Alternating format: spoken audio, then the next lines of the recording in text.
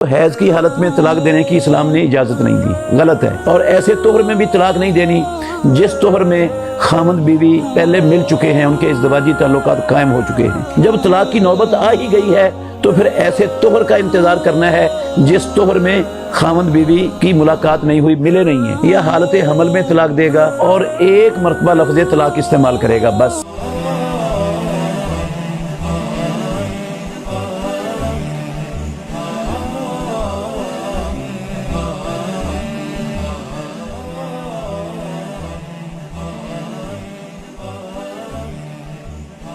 السلام علیکم ورحمۃ اللہ وبرکاتہ۔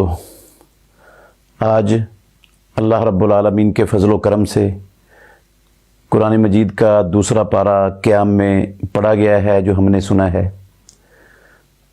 اس پارے میں سورہ بقرہ کی آیت نمبر 228، 229، 230، 231 اور 232، ان 5 آیتوں میں اللہ رب العالمین نے مسلمانوں کے ایک بہت بڑے معاشرتی مسئلے کو بیان فرمایا ہے۔ تو میں اس کے متعلق انشاءاللہ الرحمن آج آپ کے سامنے چند گزارشات رکھوں گا۔ یہ مسئلہ ہے طلاق کا۔ اسلام میں جب نکاح ہوتا ہے تو زوجین، میاں بیوی، وہ ایک دوسرے کے ساتھ زندگی بھر کے لیے عہد کرتے ہیں نکاح میں کہ ہم ایک دوسرے کے حقوق جو اللہ رب العالمین کی طرف سے ہم پر عائد ہیں وہ ادا کریں گے، اور یہ عہد زندگی بھر کے لیے ہوتا ہے۔ اور اللہ رب العالمین نے اس کو محبت، مودت اور سکون کا باعث بنایا ہے انسانیت کے لیے دنیا میں، اور نسل انسانی کی بہتات اور زیادتی کا اور بقا کا ذریعہ بھی اللہ رب العالمین نے اس کو بنایا ہے۔ یہ عبادت ہے۔ سارے انبیاء علیہم الصلاۃ والسلام انہوں نے نکاح کیے ہیں اور اللہ رب العالمین نے اس کے کرنے کا حکم دیا ہے۔ تو نکاح جو ہوتا ہے یہ توڑنے کے لیے نہیں ہوتا، اس کو ختم کرنے کے لیے نہیں ہوتا، لیکن بسا اوقات ایسا ہو جاتا ہے کہ زوجین کے درمیان ہم آہنگی پیدا نہیں ہوتی، چبکلش پیدا ہو جاتی ہے، اور جس کا نتیجہ وہ گھر میں محبت، مودت، الفت کی بجائے لڑائی جھگڑا اور فتنہ فساد بن جاتا ہے۔ تو اس کی وجہ مرد کی طرف سے بھی ہو سکتی ہے، اس کی وجہ عورت کی طرف سے بھی ہو سکتی ہے۔ اگر وجہ عورت کی طرف سے ہو، مثال کے طور پر وہ بد زبان ہے، خاوند کی اطاعت نہیں کرتی، نماز نہیں پڑھتی، پردہ نہیں کرتی، گھر کی حفاظت، اپنی عزت کی حفاظت نہیں کرتی، تو سب سے پہلا سٹیپ جو اسلام نے دیا ہے مرد کو ایسی صورت میں وہ طلاق نہیں ہے، وہ یہ ہے کہ خاوند بیوی کو نصیحت کرے، اس کو اللہ رب العالمین سے ڈرائے، اس کے سامنے اس کی ذمہ داری کو بیان کرے، آگاہ کرے، خود کر سکتا ہے یا کسی عالم کو بلا کر اس کو سمجھا دے، نصیحت کروا دے۔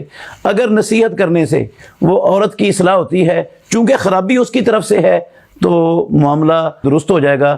مقصد اصلاح کرنا ہے، مقصد رشتے کو توڑنا نہیں ہے۔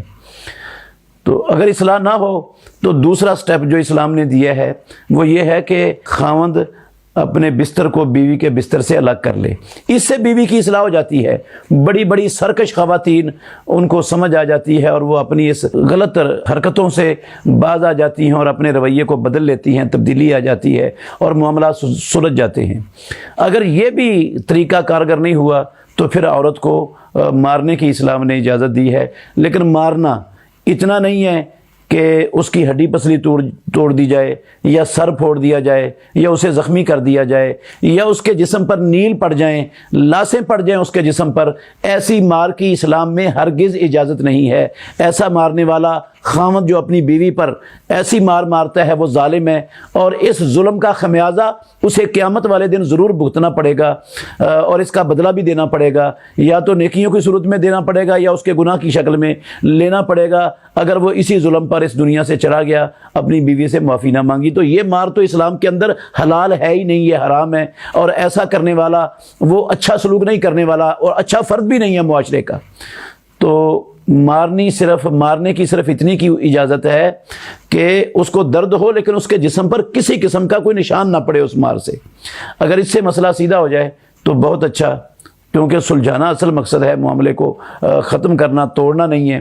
اگر اس سے بھی نہیں سلجھتا تو پھر ایک مرد خامند کے خاندان سے اور ایک مرد عورت کے خاندان سے، یہ دو ثالث بن کر ان کے مسئلے کو سلجھائیں گے۔ اگر مسئلہ حل ہو جائے، سلجھ جائے، بیوی اپنی کجی سے باز آ جائے تو فبہا، اگر نہیں نا ان 4 سٹیپوں سے مسئلہ حل نہیں ہوتا تو سب سے آخری حل اسلام نے پھر طلاق رکھا ہے۔ تو جب سب سے آخری حل کی نوبت آ جائے، ویسے اسلام کو یہ ناپسندیدہ ترین چیز ہے حلال چیزوں میں سے، ابغض الحلال الی اللہ الطلاق، رسول اللہ صلی اللہ علیہ وسلم نے فرمایا حلال چیزوں میں سے سب سے ناپسندیدہ ناپسندیدہ ترین چیز اللہ رب العالمین کو طلاق ہے۔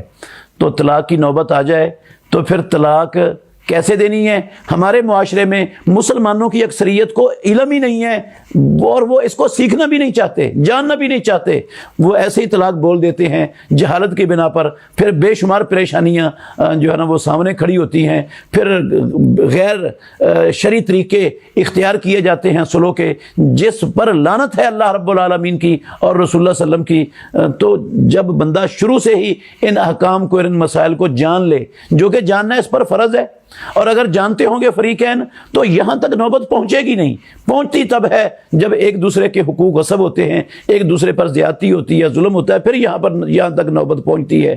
تو جاننا جو ہے نا، علم یہ بڑا ضروری ہے اپنے خاندانی اور معاشرتی معاملات کو امن اور سکون والا رکھنے کے لیے، اور اس رشتے کو محبت مودت والا بنانے کے لیے علم بڑا ضروری ہے۔ اس لیے میں آج کے اس خلاصے میں یہ چند چیزیں بیان کر رہا ہوں۔ تو اگر طلاق کی نوبت آئی ہے تو حیض کی حالت میں طلاق دینے کی اسلام نے اجازت نہیں دی، غلط ہے، ناجائز ہے، اسلام کے خلاف ہے، اللہ کے مقرر کردہ طریقے کے منافی ہے۔ اور ایسے طہر میں بھی طلاق نہیں دینی جس طہر میں خامد بیوی پہلے مل چکے ہیں، ان کے ازدواجی تعلقات قائم ہو چکے ہیں۔ جب طلاق کی نوبت آ ہی گئی ہے تو پھر ایسے طہر کا انتظار کرنا ہے جس طہر میں خامد بیوی کی ملاقات نہیں ہوئی، ملے نہیں ہیں، یا اس طہر میں طلاق دے گا یا حالت حمل میں طلاق دے گا، تو اور ایک مرتبہ لفظ طلاق استعمال کرے گا بس۔ نہ حیض کی حالت میں طلاق کی گنجائش ہے، نہ ایسے طہر میں طلاق کی اجازت ہے جس میں میاں بیوی مل چکے ہوں۔ ایسے طہر کا انتظار کرنا پڑے گا جس طہر میں میاں بیوی نہیں ملے، اور ایک مرتبہ لفظ طلاق ادا کرنا ہے، چاہے وہ زبان سے ادا کر دے، چاہے وہ تحریری طور پر لکھ دے۔ 3 مرتبہ جو لفظ طلاق ہمارے اسٹام فروش لکھتے ہیں، یہ کتاب اللہ کا مذاق اڑاتے ہیں، کبیرہ گناہ ہے۔ کتاب اللہ کا مذاق اڑانا یہ کوئی معمولی عمل نہیں ہے مسلمان کے لیے۔ صحیح سنن نسائی شریف کے اندر حدیث ہے، رسول اللہ صلی اللہ علیہ وسلم نے اس کو کتاب اللہ کے ساتھ تماشا اور کھیل قرار دیا ہے، ایک وقت میں جو ہے نا وہ 3 مرتبہ طلاق کے لفظ بولنے کو۔ تو یہ طلاق عورت کو ہو گئی، ایک مرتبہ لفظ طلاق بول رہا ہے، اس وقت کا انتظار کیا ہے جو وقت اسلام نے مقرر کیا ہے طلاق دینے کا، اور ایک مرتبہ لفظ طلاق بولا، عورت کو طلاق ہو گئی ہے۔ اس کے بعد اس کی عدت شروع ہے۔ 228 نمبر آیت میں اللہ رب العالمین نے اس عدت کو بیان کیا ہے کہ وہ 3 قروء ہیں، 3 قروء میں راجح قول 3 مینسز ہیں۔ جب طلاق کے بعد تیسرا مینسز ختم ہو جائے گا تو اسی ایک طلاق سے وہ عورت آزاد ہے۔ اگر 3 طلاق کے اندر خامد اپنی بیوی سے رجوع کر لیتا ہے، وہ اپنی اصلاح کر لیتی ہے، معاملات سلجھ جاتے ہیں، تو کم از کم 2 لوگوں کی موجودگی میں جو ہے نا وہ یہ لفظ کہہ دے کہ میں نے اپنے لفظ واپس لیے، تم میری بیوی ہو، یا میں رجوع کرتا ہوں، یہ لفظ کہہ دے، اس سے بھی رجوع ہو جاتا ہے۔ یا اپنی بیوی سے اس مدت میں ازدواجی تعلق قائم کر لے تو تب بھی رجوع ہو جاتا ہے، تو یہ رجوع ہو جائے گا۔ اگر رجوع نہیں کیا، 3 مینسز مکمل ہو گئے، تو تیسرا مینسز مکمل ہونے کے بعد اسی ایک مرتبہ لفظ طلاق سے عورت مکمل طور پر آزاد ہے۔ اس عورت کا دوسری جگہ پر بھی نکاح ہو سکتا ہے، اور اگر پہلے خامند سے اس عدت کے ختم ہونے کے بعد سلو کی نوبت آتی ہے تو اس خامند سے بھی دوبارہ نئے سرے سے نکاح ہو سکتا ہے۔ یہ مسئلہ اللہ رب العالمین نے ان آیتوں میں سے 5ویں آیت جو 232 نمبر آیت ہے اس میں بیان فرمایا ہے۔ ماقل بن یسار رضی اللہ عنہ کی ہمشیرہ کو طلاق ہو گئی تھی، خامند نے عدت کے اندر رجوع نہیں کیا، عدت کے بعد نکاح کا پیغام بھیجا، ماقل رضی اللہ عنہ نے انکار کر دیا، صحیح بخاری میں حدیث ہے یہ، تو اللہ رب العالمین نے یہ آیت اتاری، تو ماقل رضی اللہ عنہ نے اپنی قسم توڑ کر اس کا کفارہ دیا اور اپنی بہن کا دوبارہ نکاح اسی خامد سے کر دیا۔ اور اللہ نے یہ آیت نازل فرمائی، وَإِذَا طَلَّقْتُمُ النِّسَاءَ فَبَلَغْنَ أَجَلَهُنَّ فَلَا تَعْضُلُوهُنَّ يَنكِحْنَ أَزْوَاجَهُنَّ إِذَا تَرَاضَوْا بَيْنَهُم بِالْمَعْرُوفِ۔ تو ثابت یہ ہوا کہ عدت کے اندر نکاح کی ضرورت نہیں ہوتی، اور عدت میں مرد کو مکمل رجوع کا اختیار ہوتا ہے۔ عدت ختم ہو جائے تو پھر مرد کا اختیار رجوع کا ختم ہے. پھر اب نیا نکاح جس طرح اسلام میں ابتدائی طور پر نکاح ہوتا ہے پوری اس نکاح کی شروط کے ساتھ نیا نکاح کر کے یہ اپنی ازدواجی زندگی کو بحال کر سکتے ہیں. یہ ہے اگر ناچاکی کا سبب عورت ہو، اور اگر ناچاکی کا سبب ہو مرد، تو پھر مثلا مرد وہ بیوی کے حقوق ادا نہیں کرتا، وہ بلا وجہ اس پر ظلم کرتا ہے، زیادتی کرتا ہے، حق تلفی کرتا ہے، مارتا ہے، اس کو گالی گلوچ دیتا ہے، یا گھر میں وقت نہیں دیتا اور ادھر ادھر منہ مارتا پھرتا ہے معاشرے میں، تو ایسی صورت میں عورت نہیں رہنا چاہتی اس کے ساتھ، یا عورت کو ویسے ہی گھر والوں نے اس کا نکاح تو کر دیا ہے، خامد پسند نہیں ہے، اس کی شکل پسند نہیں ہے، اس کو شدید نفرت ہے، وہ اس کو دیکھنا ہی نہیں چاہتی اور وہ طلاق لینا مانگتی ہے خامد سے، وہ طلاق نہیں دیتا، تو ایسی صورت میں اسلام نے عورت کو یہ حق دیا ہے وہ خلا لے سکتی ہے. خلے کا مطلب یہ ہوتا ہے کہ وہ جتنا حق مہر نکاح کے اندر خامد نے دیا ہے یا طے کیا ہے وہ اس کو چھوڑ دے، واپس کر دے اور اس کو کہے مجھے طلاق دے دے. اگر وہ طلاق دے دے حق مہر لے کر تو یہ خلا ہو گیا. اور اگر وہ طلاق نہیں دیتا، اس کو اسی طرح تنگ کرنے پر مصر ہے، تو پھر عورت فیملی کورٹ کی طرف رجوع کرے گی، فیملی کورٹ میں درخواست دے گی اور فیملی کورٹ کا جج وہ سماعت کر کے بلائے گا فریق ثانی کو، خامد کو. اگر وہ آ جاتا ہے تو ٹھیک ہے، نہیں آتا تو یک طرفہ ڈگری جاری کر دے گا. وہ اس یک طرفہ ڈگری جاری کرنے سے خلا ہو جائے گا. تو اس خلے کے بعد یہ فسخ نکاح ہے اسلام میں راجح قول کے مطابق. جب ڈگری جاری کر دی جج نے، فیملی کورٹ کے جج نے، تو نکاح فسخ ہو گیا اسی وقت. اب اس کی عدت ایک حیض ہے، طلاق کی عدت 3 حیض ہے، خلا کی عدت 1 حیض ہے، اور اس میں رجوع نہیں ہوتا. اس میں اگر خامد دوبارہ صلح کی صورت نکلتی ہے اسی پہلے خامد کے ساتھ تو نیا نکاح ہو سکتا ہے. رجوع کا اس میں کوئی تعلق نہیں ہے، کیونکہ اس سے نکاح فسخ ہوتا ہے. یہ اس کی ایک عدت ہے. یہ دلیل ہے اس بات کی کہ یہ طلاق نہیں ہے. تو یہ ہے اگر عورت کی مرد کی طرف سے اگر خرابی ہو اور عورت علیحدگی لینا چاہے تو اسلام نے اس کو بھی یہ حق دیا ہوا ہے. تو یہ احکام اس صورت کی 230 نمبر آیت میں اللہ رب العالمین نے یہ تفصیل بیان فرما دی ہے. تو جو 3 طلاقیں ہیں نا اسلام میں، اس کا مسئلہ رب العالمین نے 229 اور 230 نمبر آیت میں بیان فرمایا ہے. وہ یہ ہے کہ ایک مرتبہ زندگی میں خامد نے طلاق دے دی، عدت کے اندر صلح ہو گئی یا عدت کے بعد اسی خامد سے نکاح ہو گیا، یہ ایک طلاق ساری زندگی کاؤنٹ ہونی ہے. اس کے بعد پھر وہ میاں بیوی بن گئے، ازدواجی تعلقات قائم رہا، پھر زندگی کے کسی موڑ پر طلاق کا لفظ استعمال کیا، یہ دوسری طلاق ہے. اس دوسری طلاق کے بعد بھی خامد کو عدت کے اندر رجوع کرنے کا حق ہے. عدت کے بعد دونوں کا آپس میں پھر بھی نکاح ہو سکتا ہے. 2 مرتبہ زندگی میں ایسا کر لیا تو یہ 2 طلاقیں ہو گئیں. یہ چیز اللہ رب العالمین نے 229 نمبر آیت میں بیان فرمائی ہے. الطلاق مرتان فامساک بمعروف اور تسریح باحسان. طلاق 2 مرتبہ ہے، دونوں مرتبہ میں سے ہر مرتبہ یا تو امساک کرنا ہے، امساک کا مطلب ہے رجوع کر لینا ہے، اور یا تسریح باحسان عدت پوری ہونے دینی ہے اور عدت کے بعد اس کو آزاد کر دینا ہے، آزاد ہو جائے گی وہ آٹومیٹک. یہ دونوں طلاقوں میں 2 مرتبہ یہ ہے، یعنی ہر مرتبہ رجوع ہوگا تو پھر اس کو دوسری طلاق دینے کا اختیار حاصل ہوگا. اگر پہلی طلاق اس نے دی ہے اور رجوع نہیں کیا، عورت متعلقہ ہے، وہ اپنی عدت گزار رہی ہے، اس کو بغیر رجوع کے دوسری طلاق بھیجنا یہ لغو عمل ہے، اللہ رب العالمین کے اس فرمان کے خلاف ہے، کیونکہ وہ پہلے سے متعلقہ ہے، اس کو طلاق دینے کی ضرورت نہیں ہے. جب عدت پوری ہوگی اسی ایک طلاق سے اس نے آزاد ہو جانا ہے.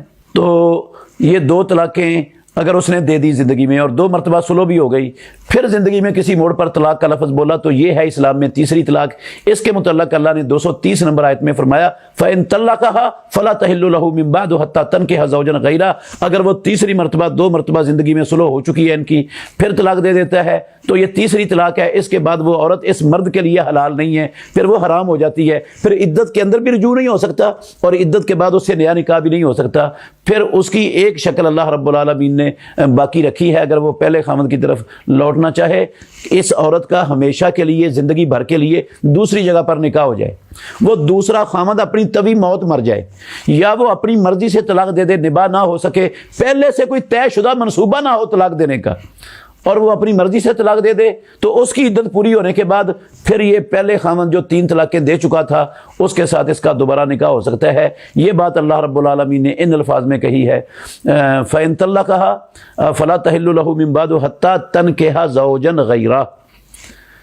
فَإِن طَلَّقَهَا فَلَا جُنَاحَ عَلَيْهِمَا أَن يَتَرَاجَعَا إِن ظَنَّا أَن يُقِيمَا حُدُودَ اللَّهِ۔